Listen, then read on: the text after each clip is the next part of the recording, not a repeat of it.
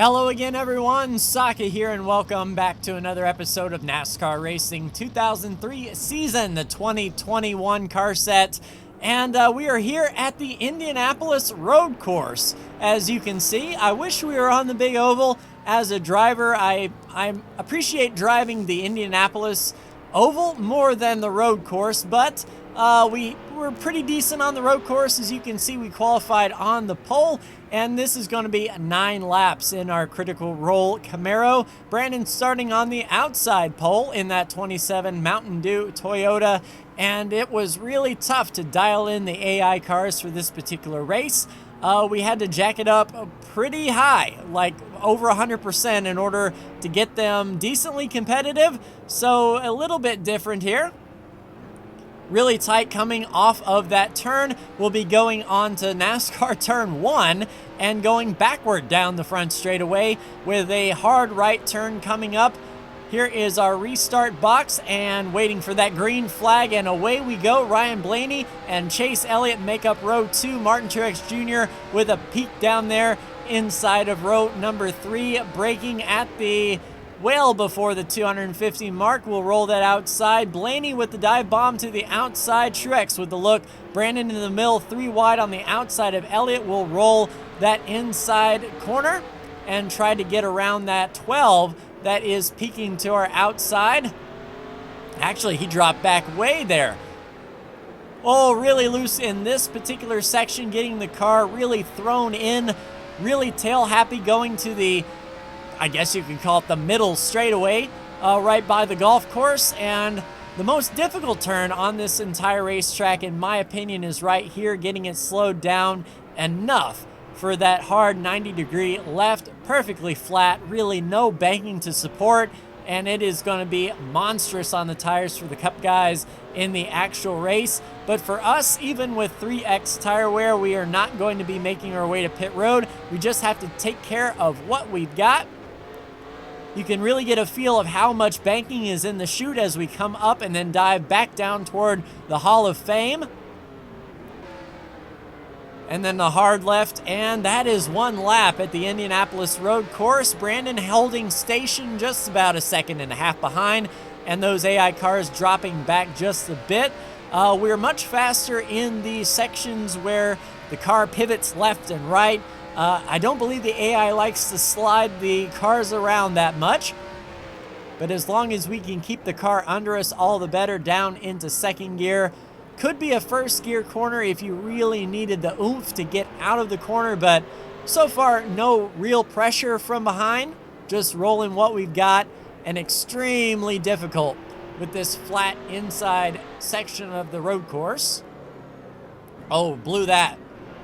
Brandon will take advantage on the inside. Brandon gets really loose, out of shape, loses his momentum down the straightaway. Look for that in the real race on Sunday. Just that quick change, if you don't get off that corner well, that screws up the entire intersection, and Brandon under attack from those guys behind.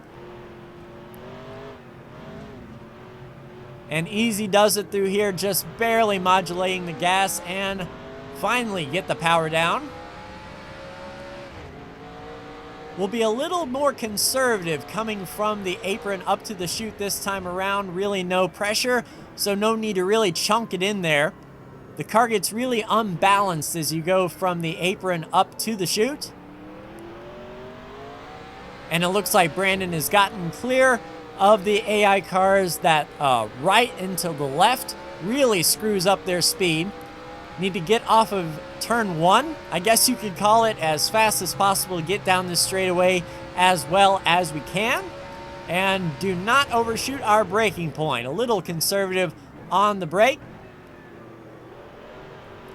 Down into first gear to help the car pivot. And then back around to the right.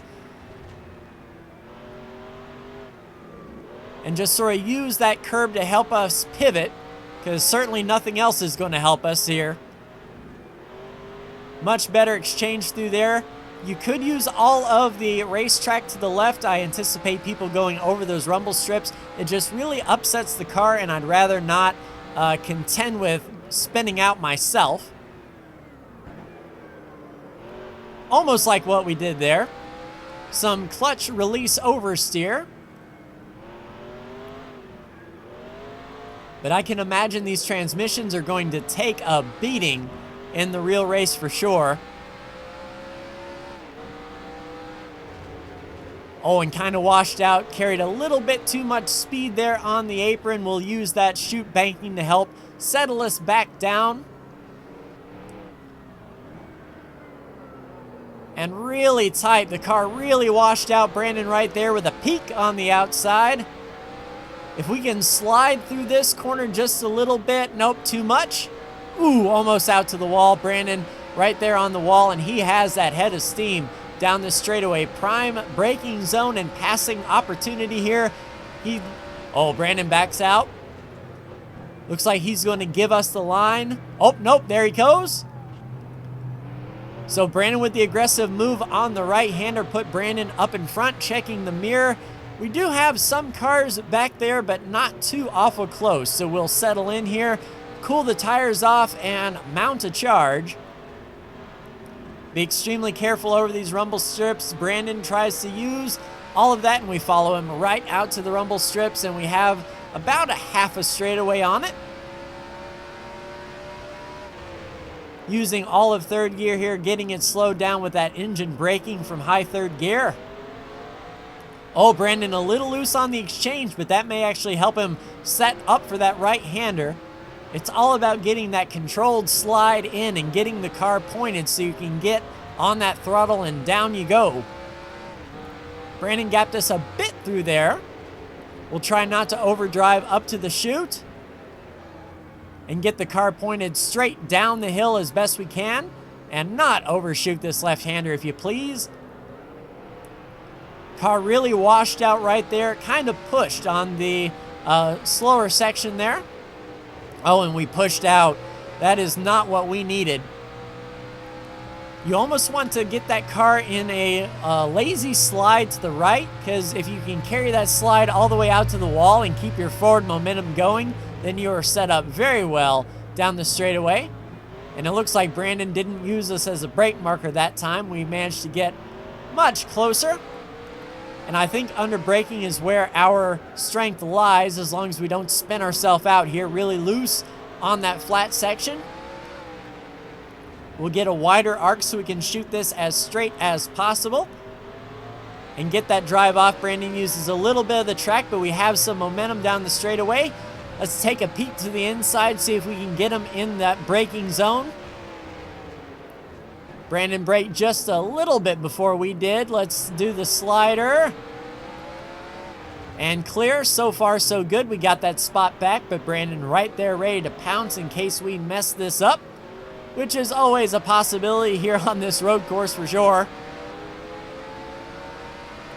And heavy pressure. Oh, Brandon takes a peek to the right. Washed out almost to the safer barrier.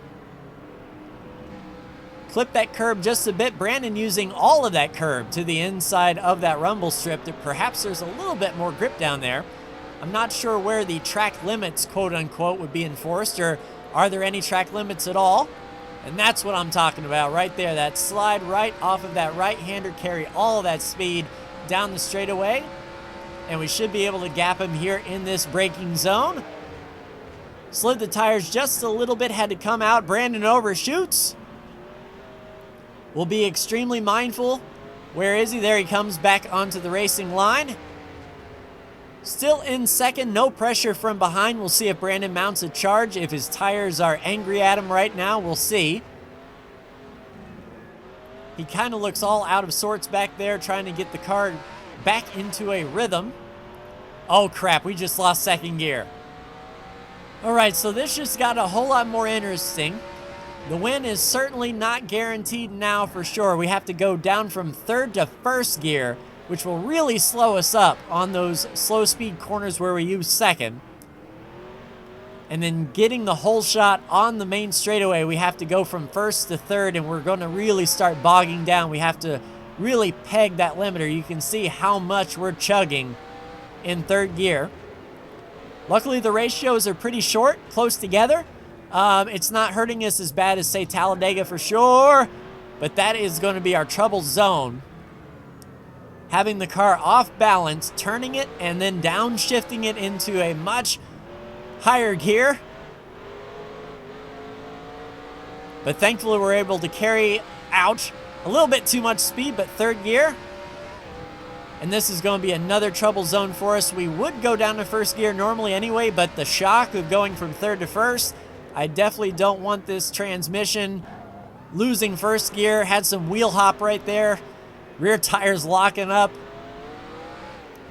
If this race was much longer than 9 laps, I would definitely be concerned about that gear, either first gear especially, or even third gear. Having to keep it in first through here, which isn't bad, but right here we're going to start chugging. And we got Brandon just a little bit. I think if he could get a clean exit off of that corner in particular, he'll get us. We have to slow down well in advance. And this part of the track, Brandon's faster than we are for sure, especially with our gear issue. Up to third. And here comes Brandon with that head of steam. He has second gear. Carry too much speed out. Try not to get into the wall. Just barely. Brandon follows us in. Ooh, into us a bit. Yeah, we have to slow up quite a bit. Dropping down to first, so we managed to catch it. Oh, and Brandon didn't get the power down at all through that exchange. That was really tight. But the race certainly isn't over yet by a long stretch. The flat portions of this track are certainly tricky for sure. Really getting it slowed up.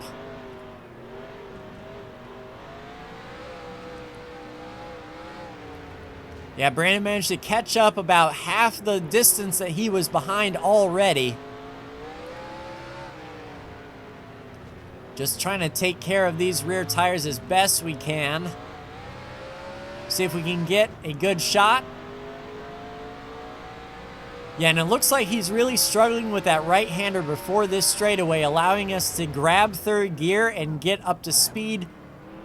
But that wheel hop down to first gear is really killing us into there. If history tells us anything, Brandon will be right on our rear bumper by the time that short chute section comes into play. And here's where we lose all of our time. Brandon indeed growing much larger in the mirror, really four-wheel sliding up to the wall, and we have to get it woed up. Really early, Brandon takes advantage. This is our weakest part of the track for sure.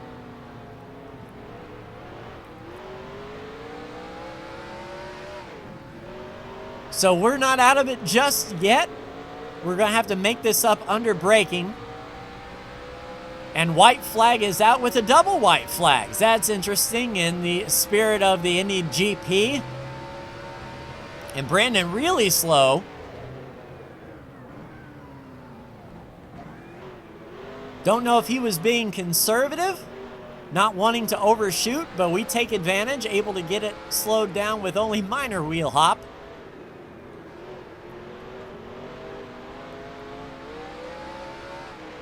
And we just have to get through this right-hander clean. Clip that curb, get it straight, and there we go. Up to third. Brandon holds station, so he is definitely within striking distance of that right-hander going up onto the short chute. Ooh, wheel hop. But we are definitely under attack and in imminent danger. It wouldn't surprise me if we got past one more time, and if he passes us where he did last time, there's no time to get him before that straightaway. Oh, we gapped him just a bit there. Not as strong on that exit, and we are much cleaner going into this right-hander. Oh, we overdrove. Cooked that right front, Brandon right there to pounce, and we're too shallow. We're going to drift out, Brandon. Right there, trying to put the power down. We need to get this slide in. Brandon, whoa, with just a wiggle. Brandon's around. Flying 360, but we will take the checkered flag at Indy Road Course. Brandon should come across the line in second, and boy, did we have work to do with that second gear fiasco.